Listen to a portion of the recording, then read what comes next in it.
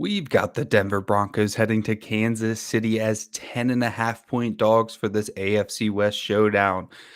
The Denver Broncos are 10.5 point underdogs on the road. So this is showdown coverage brought to you by sharpfootballanalysis.com.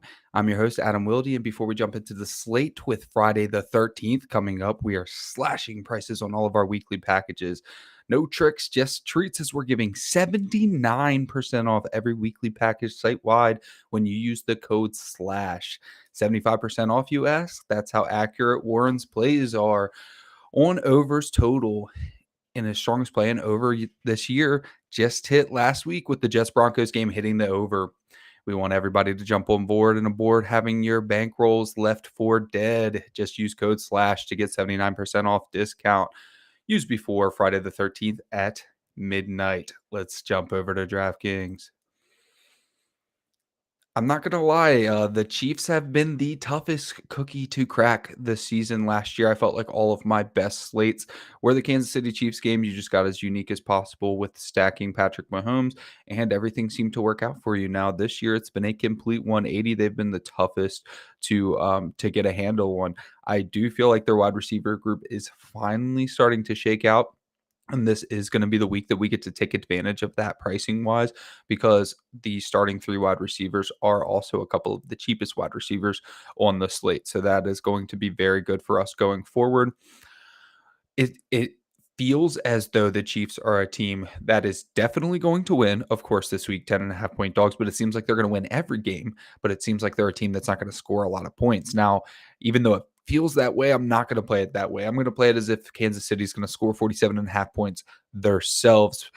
By the way, a couple weeks ago, the Dolphins put up 70 on this team. So it's difficult to think that the Dolphins could do it as hot as they look. I get that, but the Chiefs couldn't. So I'm going to go ahead and just pretend that the first 5 weeks didn't happen, and I'm going to stack the Kansas City Chiefs kind of as I did last year, and just feel really confident about how the wide receivers are going to shake out, and just hope all goes well, because that's what it all hinders on. Can you play Patrick Mahomes at captain and hit him with the right wide receivers? That's what the whole slate's going to be all about. So Patrick Mahomes is going to be up there at 12,800, normal price for him, standard operating procedure. The guy's got probably 47 to 50% chance of hitting the 300-yard bonus. Always viable for 3 touchdowns. No question, fits in the captain spot just fine. He's going to be rostered a little bit more than what we're usually comfortable with, because Travis Kelce is injured. Travis Kelce is usually the player that splits captain duties with Patrick Mahomes on Chiefs slates. But with him being injured, maybe people are a little bit weary of Kelce, especially since Kelce has started the year a little bit slow for his standards. Although last week he looked better after injuring his ankle somehow. So I think that Kelce's going to be a fine play, and we're going to be comfortable playing him at captain. But I just feel like the field might be a few percentage points less than what we are used to with Travis Kelce. So Travis Kelce at 11,000 is totally fine for him. We've seen him at 12,000. We've seen him at 11,000, sometimes 10.8. This is about his price too. No discount for the ankle injury, even on a short week. You heard him on New Heights. He was totally fine. He's expecting to be a full go for this game. So luckily, he avoided injury. I know it was non-contact. It did not look great the way he was acting on the sideline, but after he got that x-ray done, it appeared that there was nothing structurally wrong, and he's good to go. So we're expecting Travis Kelce to be a full go, and he's going to be a key piece to this, because unfortunately we only have 3 Chiefs with bankable volume, and then we're left to put the rest of the pieces together. Now, Russell Wilson at 9,600 is intriguing, because when you play those 3 Chiefs that are bankable volume, which is going to include Pacheco, you kind of price yourself out of Russell Wilson. And the problem with that is that Russell Wilson is plenty viable for a 300-yard game in every game, because they're going to be down by 10 points in every game. So he's just been laying it all on the line as a rusher as well. So he rushed for a good bit last week as well. He looked like prime Russell Wilson at times last week. It looks like he's a man playing for his job. So it's tough to fade him. But if you fade him, you go away from your Chiefs stack.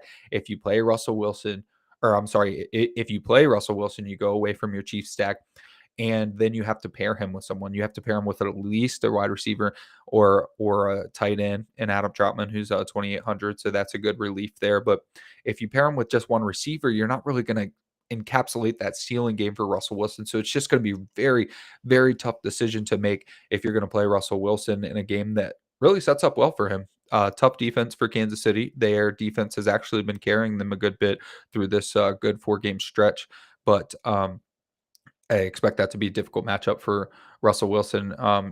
He's going to attempt a ton of passes though, so we'll get into that soon when we talk about his wide receivers. But just keep in mind that that's going to be your decision point this week. You're probably going to have to decide if you're going to play Pacheco and run a 5-by-1 with the Chiefs, or if you're going to play Russell Wilson, and then you're going to have to get into something like a 3-by-3, which we don't usually love. So Pacheco there at 9,400. It feels as though, like, if we're talking cash, we're playing Russell Wilson over Isaiah Pacheco. I'm 100% of the time I'm doing that. But when you're trying to hit the top 1%, the optimal lineup, usually if the team's going to win by 10, 11, 12, couple touchdowns, 3 touchdowns, the running back for that team that's getting over 50% of the snap share is probably going to be in that optimal lineup. So it's the type of thing where it doesn't really matter what the projections say, the way the game environment is going to play out. Pacheco is probably going to end up being in the optimal lineup. So even if it doesn't look great when you're putting together your lineups and you feel like you're losing a handful of points, you're probably going to want to include Isaiah Pacheco unless you feel like the Broncos can hang around. So that leads us to Jerry Jeudy and Cortland Sutton. We'll talk about them both at the same time. Jerry Judy's price at 9,000. He's just not worth 9,000 to me. He's averaging 6 targets a game. He's had 1 game with 81 yards, but otherwise it's been like under 50 yards, no touchdowns, just not really clicking with Russell Wilson yet. That would be fine. I mean, 6 targets is fine if he wasn't 9,000. I guess maybe you could tell yourself a story that he's still getting back healthy, but it's been 4 games that he's played. He only missed week 1. So I don't really understand why he's 9,000. I know what he can do. I know we've seen 120, 130 yards out of Jerry Jeudy. That's totally fine, especially when you're doing large field stuff and you lean into Russell Wilson, because that's also a scenario. You're either going to go heavily with the Chiefs in 4-by-2s and 5-by-1s, or you're going to go with Russell Wilson. I would not get into any 2-by-4s with 4 Broncos, but if you go with 3, you could play Russell Wilson and Jerry Jeudy and then Adam Trotman. You could afford that, but you're leaving a lot on the table in the event that the Chiefs probably take this game away pretty handedly. So Jerry Jeudy at 9,000 doesn't seem worthwhile when you could go with Cortland Sutton, who's banking basically the same volume, the same snap share for $1,200 less, especially when we want to fit those Kansas City Chiefs in as much as possible. I would rather just go with Cortland Sutton over Jerry Jeudy if I'm going the route of stacking Russell Wilson. Even if you're single stacking Russell Wilson, I would prefer to go with Cortland Sutton over Jerry Jeudy, just because that $1,200 is actually going to matter on this slate. We have 2 running backs with Javon Williams and Jaleel McLaughlin. They're 7,200 and 7,000. I think McLaughlin he's way overpriced in the event that Javonte Williams was not going to play. And he has done well with his opportunity, but with Javonte Williams in the lineup and a week healthier, I do expect Javonte Williams to get back to his previous usage. I would not go with Javonte Williams under any circumstance in small field, but he is an interesting play in large field. Remember when he started the year, he was having double-digit touches and involved in the pass game. Even of late, he's been involved in the pass game. In the first 3 games, he had over 10 carries. So his usage is there. It's just it almost feels like as a spectator, he got too involved too early with that pretty nasty injury he had last season, and they had to slow him down a little bit. So that's the worry with Javonte Williams. That's why he's more of a large field tournament play. You get the opportunity that he's going to have the 3 catches, and he's going to have the over 10 carries, and he's a very productive player, right? He's somebody that we've seen be explosive in the past.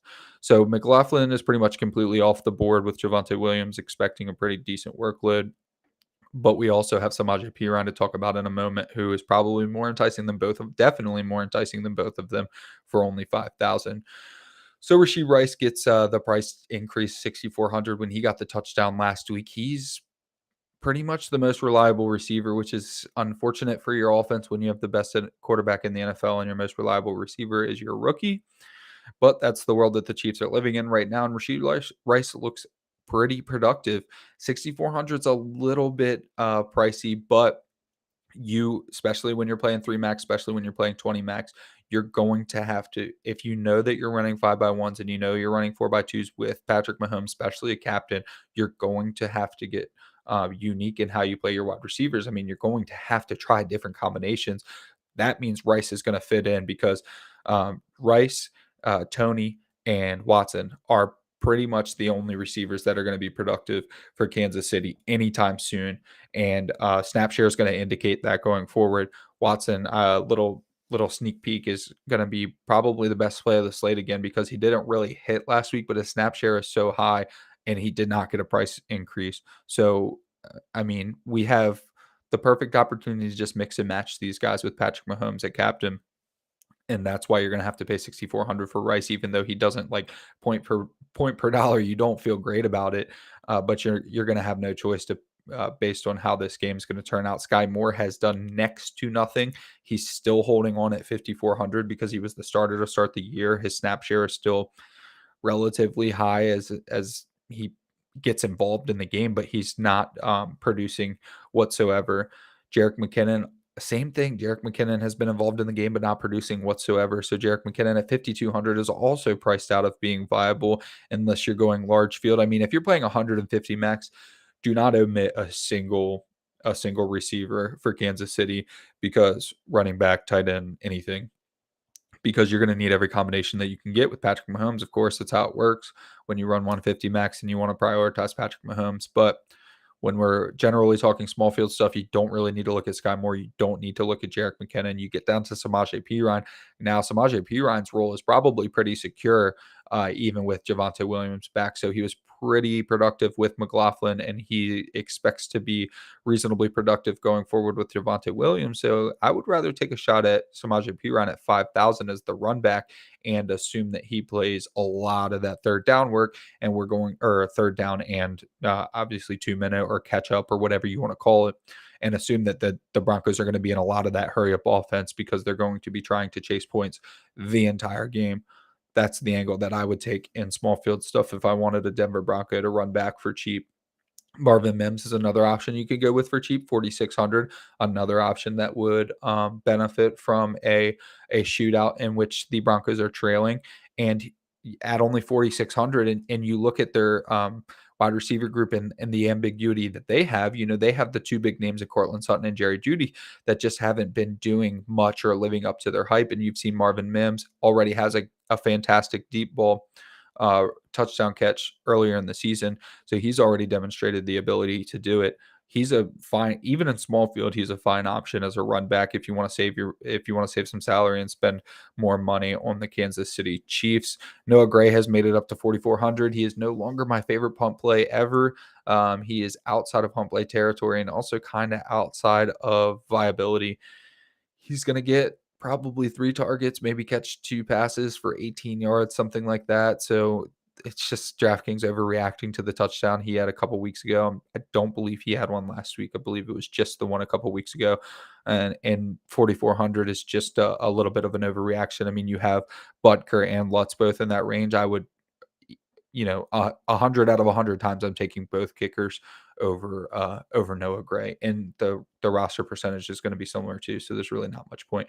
Kadarius Toney and we'll bring Marquez Valdes-Scantling into the conversation too. So Toney at 4,000 and Valdes-Scantling at 3,400. Another situation where Kadarius Toney had that awful game.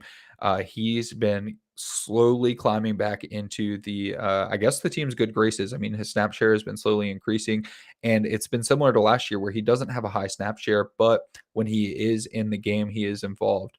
So Kadarius Toney's trending up while Marquez Valdes-Scantling is trending down, just has not been very involved.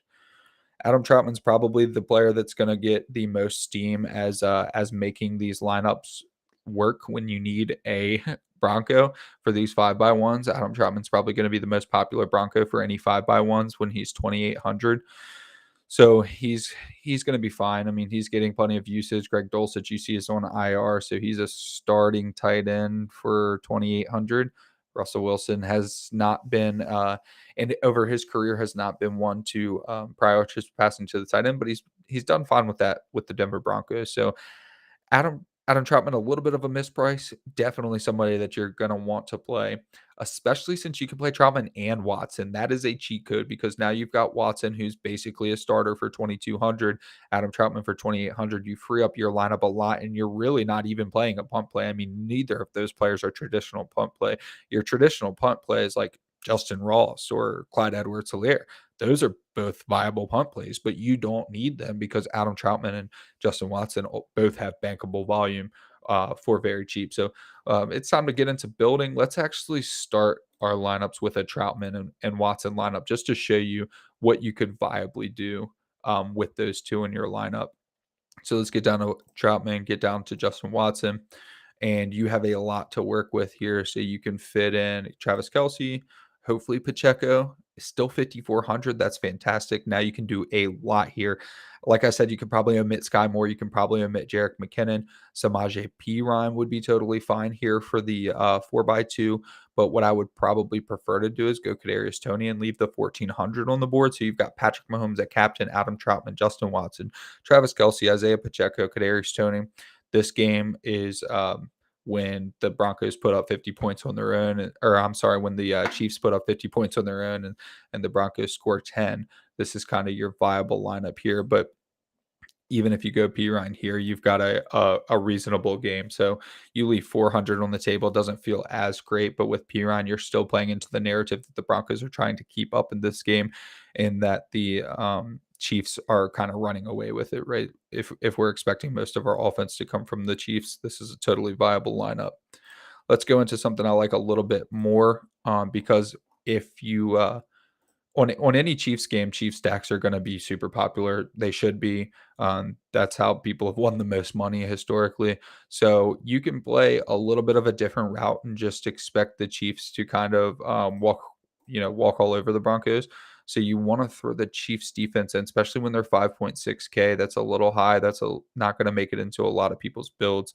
So if you go Pacheco a captain, you pair him with the Chiefs, Patrick Mahomes, Travis Kelce, throw in one of these receivers like maybe a Justin Watson for the price, and then you have 4,000 left. You could go kicker. Lutz would be fine here if you wanted to go with Will Lutz as the only Bronco. Totally fine with that. But Adam Troutman and leaving a ton of salary, I like this one a lot too. So here's a build that you could go with if you expect Kansas City to just impose their will on the Broncos, which could very well happen. Isaiah Pacheco, a captain, Patrick Mahomes, Travis Kelce, Chiefs, Justin Watson, and Adam Troutman. So that's a couple directions you could go, but you're going to want to overstack the Chiefs. I wouldn't get into too many of the 3x3s with 3 Broncos, 3 Chiefs. I know that omits Russell Wilson, and that's tough. That's tough to stomach, but there's not a lot of scenarios in which Russell Wilson and Adam Troutman end up in the optimal lineup. If Russell Wilson ends up in the optimal lineup, he's probably bringing Jerry Jeudy, and he's probably bringing like Marvin Mims, and then you didn't get to play any of the Chiefs that projected the best. So while it could happen, it's more likely that the Chiefs as 10.5 point favorites end up running away with it. And in that scenario, you want as many Chiefs as you possibly can. So that's going to do it for us today. This has been Showdown coverage brought to you by sharpfootballanalysis.com. I'm your host, Adam Wilde, and I will catch y'all next week.